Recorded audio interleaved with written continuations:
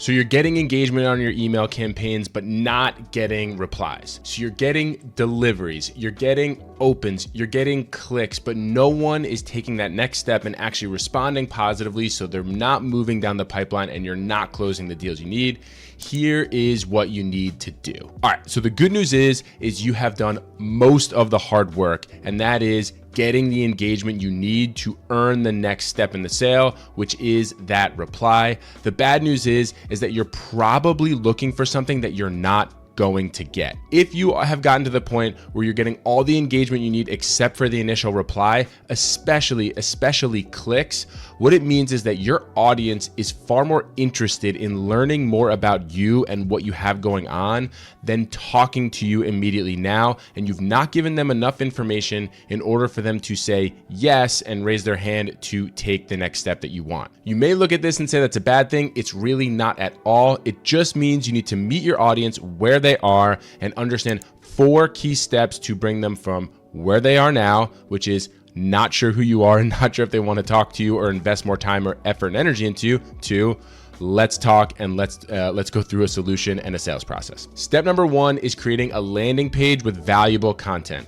And when I say valuable content, I don't mean sales-driven content. The content must be valuable to your prospect. And when I say valuable to your prospect, it must help them be a better version of who they want to be. So if they are an insurance broker and they help companies choose the best insurance plans for their business and their employees, helping them be a better insurance broker is what you want to focus on. You don't necessarily want to talk about saving them money. You want to help them be a better version of the person that they want to be or the career in which they are pursuing. It's really, really important here that you do not sell your services. You give something away of value in the emails that you send that shows that you understand who your prospect is and that you understand how they like to function. So, for instance, again, with that insurance broker, if it's really important to them that they differentiate their offering from other insurance brokers,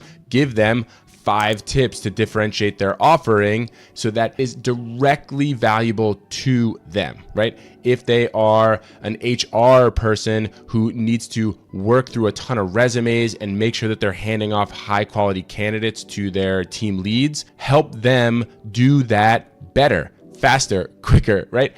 Helping them be better versions of themselves is the exact way that you want to start with valuable content. One of the biggest mistakes that we see here is that people start to push their products and services way too early on in the process.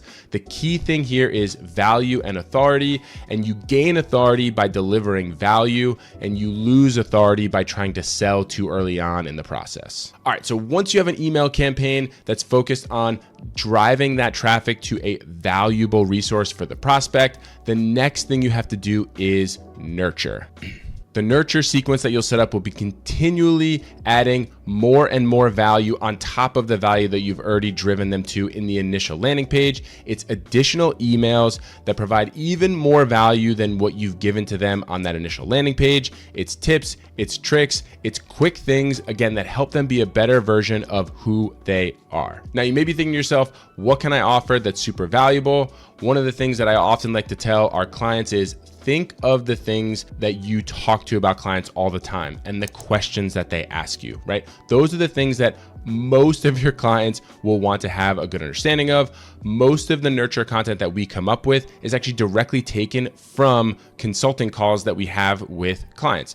Hey, I'm running into this particular issue. How do we go about rectifying that? Hey, I saw this on our analytics report. How do we go about making this look a little bit better?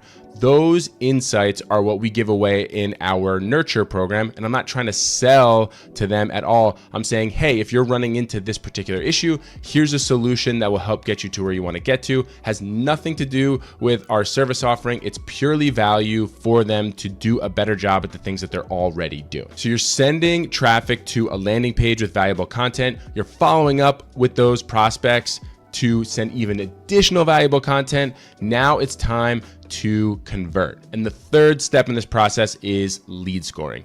Basically, all you're doing is you're taking those emails that you're sending out and you're tracking the engagement to a level where you can score them and decide which ones are the most valuable. The leads that are opening your emails more, clicking on your emails more, visiting your website, staying on your website more, are the ones that we then want to use to leverage our sales team in order to do some personalized outreach. The key thing about lead scoring is it really matters what matters to you. So for instance, you may learn that over time, people who stay on your website for a long time are the best leads. You may learn that people who click and just show up to your website are the best leads. You may learn that people who show up to your website and click on multiple pages are the best leads. I've seen it work in a lot of different ways, but the important thing is to start scoring at a basic level. You can look this up and it's really pretty simple. Usually it's 1 point for an open, it's 2 points for a click, and then time on page. You can add additional points. If they click around your website, also additional points. And then the huge one is if they submit a form on your site to